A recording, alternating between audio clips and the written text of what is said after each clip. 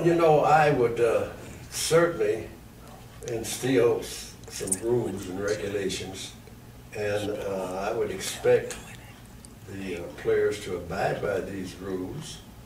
And also I would tell them what the consequences would be when they do not abide by these rules. And I would start off by stating that in order to play, your grades are going to have to be up to par, because if you drop below the average that I set up, then I'm going to have to punish you by eliminating or cutting down on your time of play. So I'm definitely looking forward to all of my players having outstanding grades, because the colleges are going to be concerned. That would be one, your ability as an athlete obviously was going to cause them to look at you. And the next thing they're going to look is at your grades. You know, I recall that during the 60s and the 70s, the IAL, Interscholastic League, was probably one of the most feared conferences in the Metro. You know, outstanding teams at Manual, Central, Lincoln, DeSale. But over the years, the league has kind of fallen off. What would you attribute most of that to? Well, I think the parents started moving, the neighborhood started changing, the economy sort of fouled up a lot of families by the breadwinner losing their job, which calls for either the family had to move or they didn't have sufficient funds to clothe the youngsters. And you know, if the youngsters don't look good, it's going to affect them in more than one way. And one of the ways is that they become a little shy. They sort of fade off into the shadows. They don't want to be seen because they're ashamed of the situations they're in. So I think it affects them. Over the years, one of your, I guess, big rivals had been Raytown South and Bud Labor. And I'm going to ask you to think about what happened in Maryville, that they were commonly referred to as the Maryville incident. Did that have a great impact on Central when it came to trying to schedule different teams to play?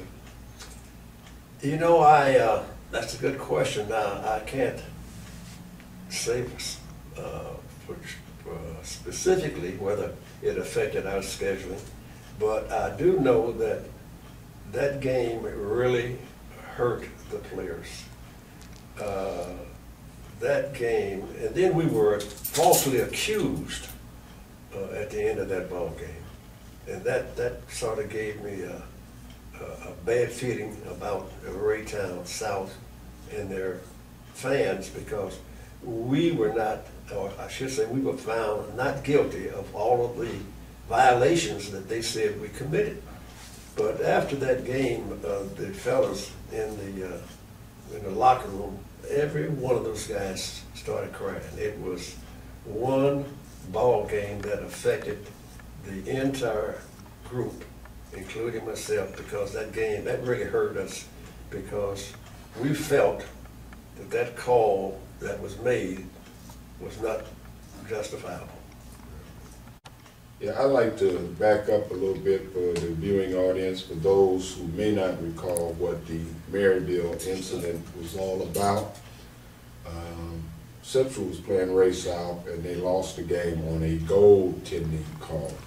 So that led to the incident, which ended up having some rioting, and they called in the state police. So that is in reference to the incident on the earlier question that I had asked Coach Bush.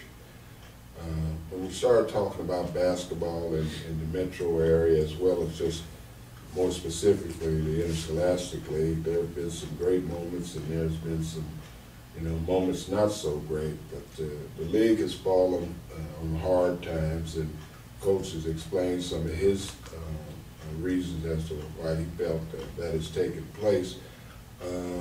The lack of neighborhood schools, what impact has that had over the years?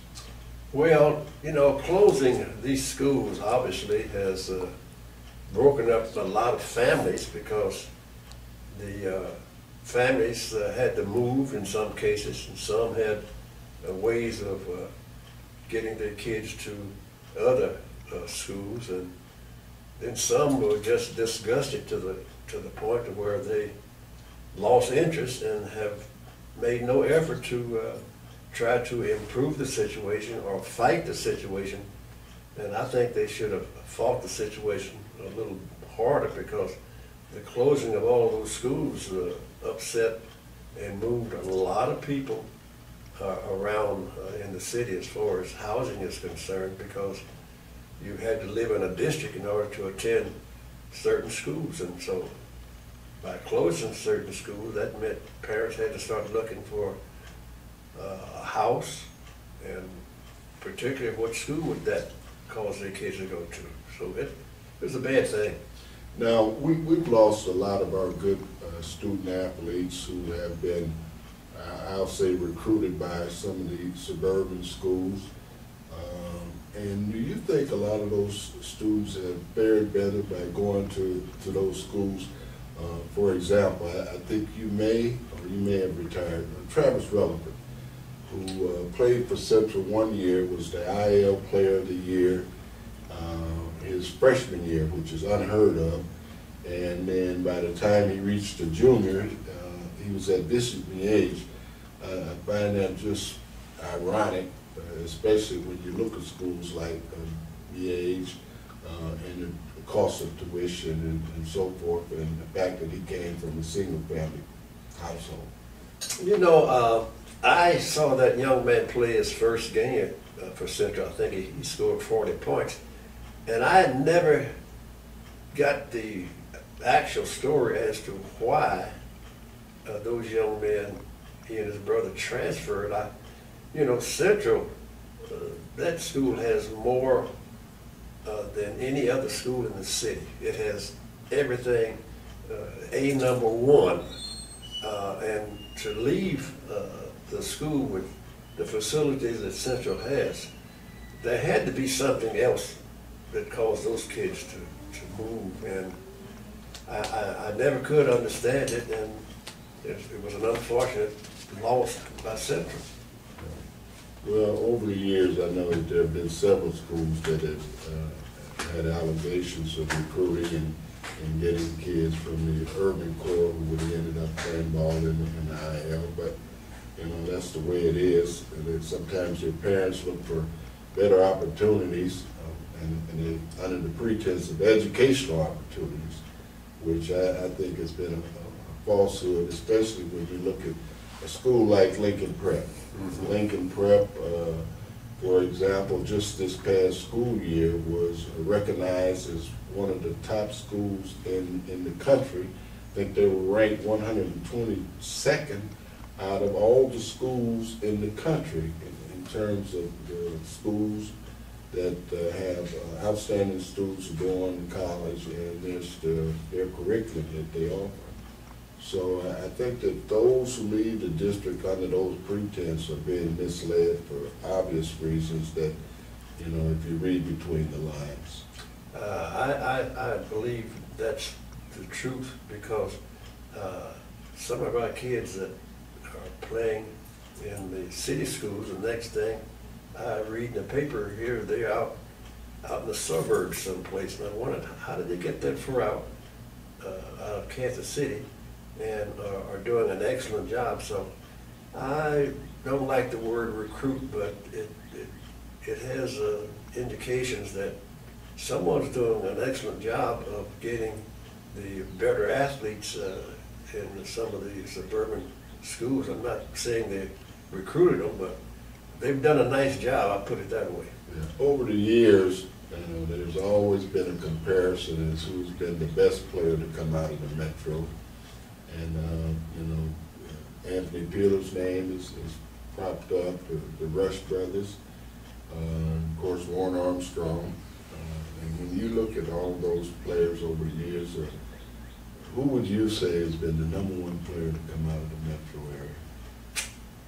That's a very good and hard question. because the ones that we could name, all of them have done an outstanding job, and I don't want to take any credit away from any particular one, or so I'll just say all of them did a fine job. That's the easy way. That's the easy way out. I know it. Well, you know, I really appreciate this opportunity to sit down with you and just chat a little basketball and other things that affect a lot of these high school athletes. And it's been my pleasure and an honor. Again, I appreciate it. On behalf of Cascade Sports and Coach's Corner, this is Alex Ellison.